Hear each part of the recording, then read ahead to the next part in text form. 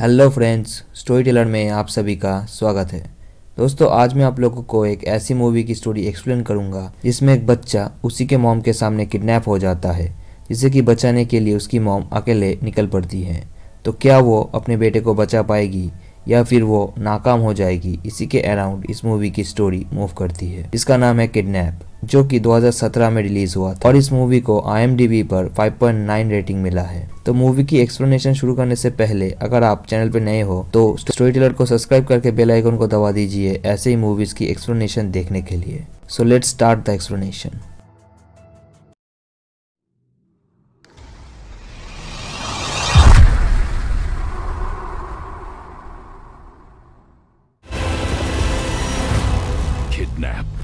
Movie के start में हम कार्ला को देखते हैं, जो कि एक रेस्टोरेंट में काम करती है, जहाँ पे हम कार्ला के 6 साल के बेटे फ्रैंकी को भी देखते हैं, जो कि कार्ला के साथ स्कूल छुट्टी के दिन उसके काम की जगह पे आके बैठा रहता था, क्योंकि हाल ही में कार्ला का उसके हस्बैंड के साथ डाइवोर्स हुआ है, जिस कारण से कार्ला ने फ्रैंकी का कस्टडी अपने पास रखा है। पर इस कारण से कार्ला के खिलाफ उसके हस्बैंड ने केस किया है फ्रैंकी की कस्टडी अपने पास रखने के लिए, जो कि कार्ला नहीं देना चाहती, क्योंकि उसके लाइफ में काफी सारे प्रॉब्लम्स होने के बाद भी वो अपने बेटे फ्रैंकी के साथ काफी खुशी खुशी अपनी जिंदगी बिता रही है, जो कि कुछ ही देर में उसके दुख में बदलने वाली है। तो हम कार्ला को देखते हैं, जो कि अपना काम जल्दी जल्दी खत्म कर रही होती है, क्योंकि उसे आज फ्रैंकी को पार्क में हुए बच्चों के कार्निवल पे ले जाना है। तो वो जल्दी से अपना सारा काम खत्म कर लेती है। इसके बाद वो फ्रैंकी को लेके कार में कार्निवल की तरफ जाने लगती है, जहाँ पे जाते हुए वो दोनों हंसी मजाक कर रहे होते हैं। जिस बीच हम फ्रैंकी के हाथ में एक खिलौना देखते हैं, जो कि एक वॉइस रिकॉर्डर होता है, जिसमें फ्रैंकी अपना वॉइस रिकॉर्ड करता था उसके मेमोरी के तौर पर। जिसके बाद वो दोनों उस कार्निवल में पहुंचते हैं, जहाँ कुछ देर घूमने के बाद वो दोनों एक डांस शो देख रहे होते हैं। पर तभी कार्ला के पास उसके लड़का कॉल आता है, जिससे बात करते हुए वो उस शो से दूर आ जाती है, फ्रैंकी को उस जगह पे बिठा के, क्योंकि वहाँ पे काफी शोर शराबा था, जिस कारण से कार्ला ठीक से बात नहीं कर पा रही थी। पर बात करने के बाद जब वो उस शो में फ्रैंकी के पास आती है तो उसे वहाँ पे फ्रैंकी नहीं मिलता। तो वो पार्क में चारों तरफ फ्रैंकी को ढूंढने लगती है और उसके बारे में पूछताछ करने लगती है, पर कोई भी फ्रैंकी के बारे में कुछ भी नहीं बता पाता। तो इसी बीच कार्ला को पार्क के एक बेंच में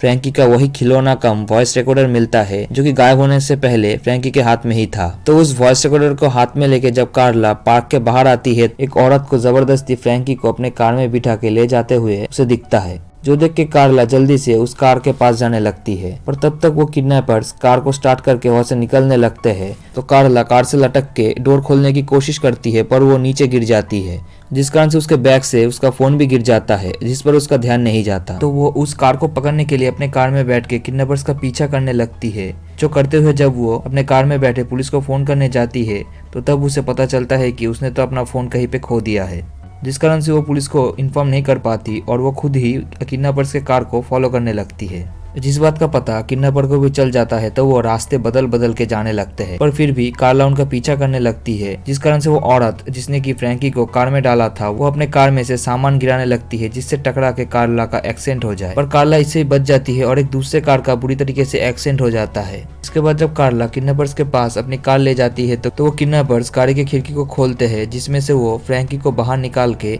उसके गले पे एक नाइफ पकड़ते हैं और इशारे में उनका पीछा ना करने के लिए कहते हैं, जिस कारण से ना चाहते हुए भी कार्ला अपना कार स्लो कर लेती है, पर वो उनका पीछा नहीं छोड़ती, बल्कि वो एक दूसरे रास्ते से होते हुए किडनैपर्स के पीछे आके उन्हें फॉलो करने लगती है, जो करते हुए कार्ला को फ्रैंकी के वॉइस रिकॉर्डर में किडनैप होने से पहले का वॉइस सुनाई देता है, जिसमें उसे लेडी किडनैपर का वॉइस और उसका नाम पता चलता है, जो होता है मार्गो। इधर किडनैपर्स को फॉलो करते हुए कार्ला को उनके पीछे एक पुलिस ऑफिसर आते हुए दिखता है, जो देख के कार्ला उस पुलिस ऑफिसर को किडनैपर के बारे में बताने की कोशिश करता है। सब कुछ उस ऑफिसर को बता पाती इससे पहले ही किडनैपर्स अपने कार में ऑफिसर को टक्कर मार के कार्ला के कार के साथ क्रश करके रोड से नीचे खाली ग्राउंड में गिरा देते हैं, जिस कारण से वो ऑफिसर मारा जाता है, जो देख के कार्ला भी काफी डर जाती है। तो इधर किडनैपर्स की कार, जो कि कार्ला के कार के सामने ही खड़ी हुई थी, उसमें से दूसरा किडनैपर जो कि कार ड्राइव कर रहा था, वो बाहर आता है, जिसका नाम होता है टेडी। असल में टेडी और मार्गो दोनों हस्बैंड वाइफ है और वो दोनों मिलके किडनैपिंग का काम करते हैं, जिसके बारे में हमें आगे डिटेल में पता चलने वाला है।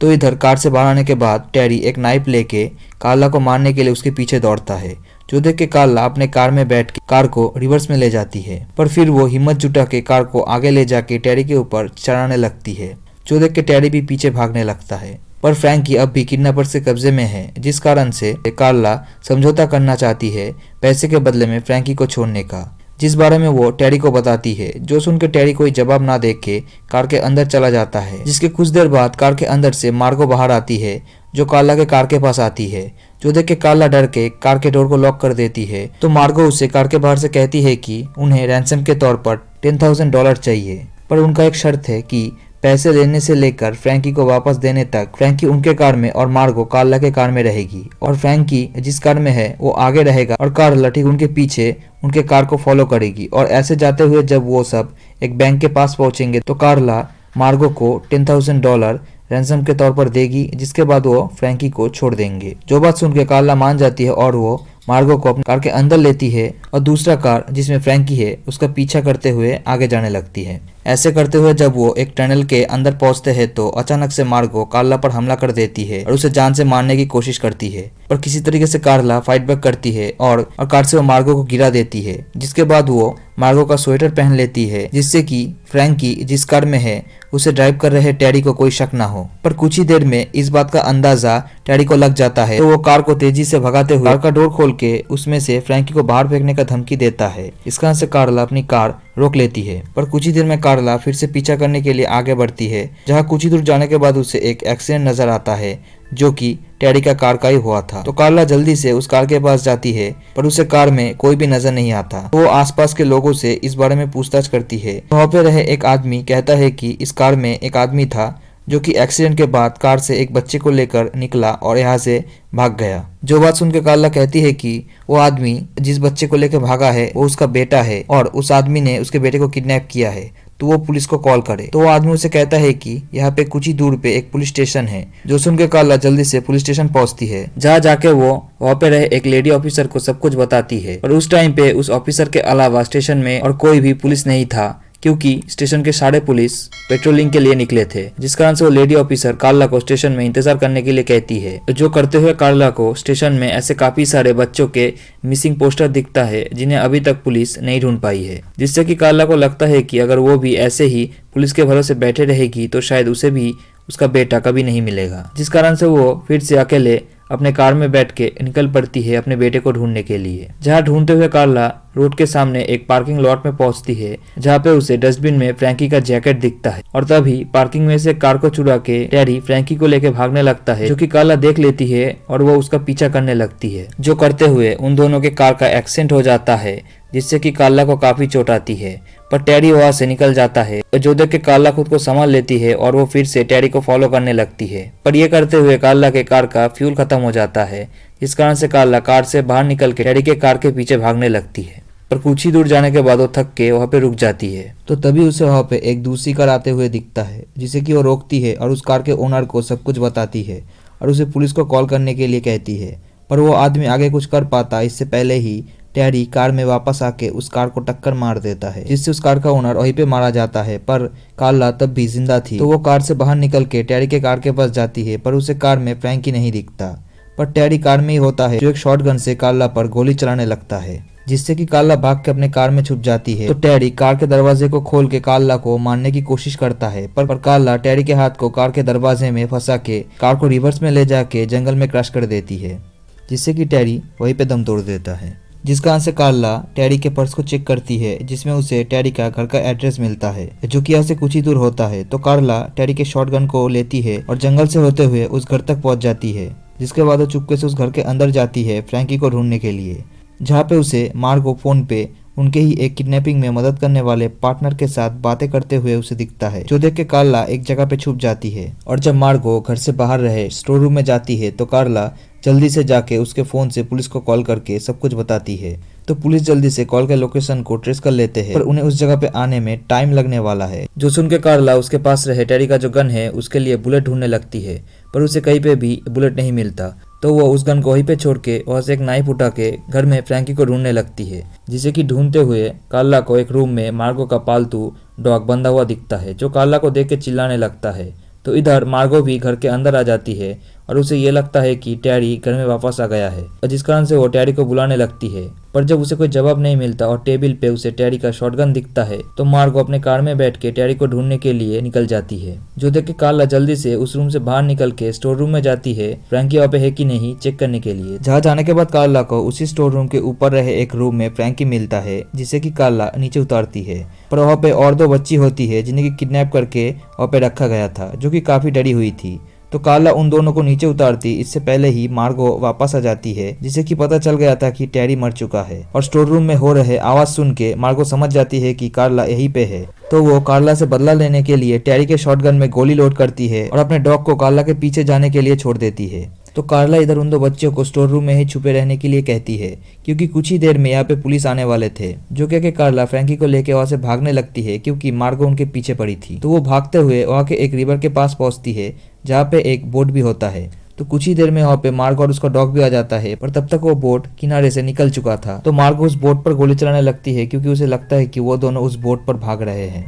पर कार्ला फ्रैंकी के साथ पानी के नीचे छुपी हुई होती है, जिस बारे में मार्गो को पता चलता है इससे पहले ही कार्ला पानी से ऊपर आके मार्गो के पैर को खींचती है, जिस कारण से उसके हाथ में रहे शॉटगन चल जाता है, जिसका गोली उसके डॉग को लगने के कारण वो मारा जाता है और मार्गो पानी में गिर जाती है। तो कार्ला उसे पानी में डुबाने लगती है, जिस कारण से मार्गो कुछ ही देर में वहीं पे डूब के मारी जाती है। इसके बाद कार्ला फ्रैंकी के पास आती है और उसे लेके फिर से स्टोर रूम में जाती है उन बच्चियों को बाहर निकालने के लिए। पर तभी वहाँ पे एक गन हाथ में लेके मार्गो का पड़ोसी आता है, जो कहता है कि उसे कुछ गन साउंड सुनाई दिया था। तो उनका पड़ोसी मार्गो कहाँ पर है और यहाँ पे ये सब क्या चल रहा है, जिसपे कार्ला मार्गो के पड़ोसी को सब कुछ बताती है, किडनैपिंग से लेके अब तक की पूरी कहानी। जिस बात को मार्गो का पड़ोसी यकीन नहीं करता, पर तभी ऊपर के रूम से एक बच्चे का आवाज़ आता है, जिसपे कार्ला कहती है कि उसने पुलिस को कॉल किया है, जो कि यहाँ पे कुछ ही देर में आने वाली है, क्योंकि ऊपर के रूम में और भी काफी सारे बच्चे हैं। जो सुन के मार्गो का पड़ोसी उन बच्चों को कहता है कि तुम दोनों को अभी हम नीचे उतारेंगे, चिंता मत करो। जो सुन के कार्ला समझ जाती है कि ये सिर्फ मार्गो का पड़ोसी नहीं है, ये उनकी किडनैपिंग में मदद करने वाला तीसरा साथी है, जिससे कि मार्गो को बात करते हुए कार्ला ने सुना था जब वो उस घर में पहली बार आई थी। क्योंकि ये आदमी अगर मार्गो का साथी नहीं है तो उसे कैसे पता कि ऊपर के रूम में 2 बच्चियां हैं, क्योंकि कार्ला ने ऊपर कितने बच्चे हैं इस बारे में उस आदमी को बताया ही नहीं था। तो इसका अंदाजा लगने पर ही कार्ला मार्गो के पड़ोसी कम साथी को भी मार देती है। और आखिर में हम वहाँ पे पुलिस को आते हुए देखते हैं और बैकग्राउंड में मीडिया को कार्ला के अकेले की हिम्मत और सूझबूझ से अपने बेटे के साथ साथ और 2 बच्चियों को बचाने के लिए तारीफ करते हुए सुनते हैं, जिसके साथ ये मूवी यहाँ पे खत्म हो जाती है। तो दोस्तों, मूवी की ओवरऑल स्टोरी की बात करें तो वो काफी सिंपल थी, जहाँ पे कार्ला डाइवोर्स के बाद भी अपने बेटे के साथ खुश थी।